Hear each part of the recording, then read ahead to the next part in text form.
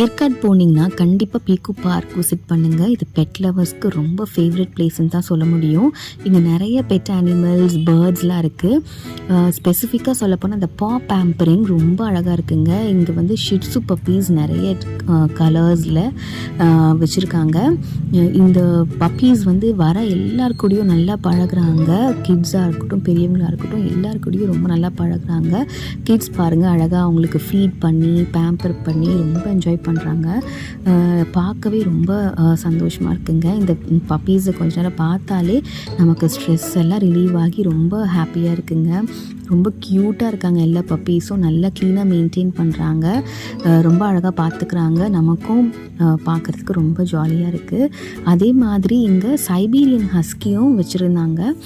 ஆனால் இப்போ உள்ளே விடுறது இல்லை, நம்ம வெளியே இருந்து மட்டும் பார்க்கலாம். நீங்களும் ஏற்காடு போனால் கண்டிப்பாக விசிட் பண்ணுங்கள். தேங்க்யூ.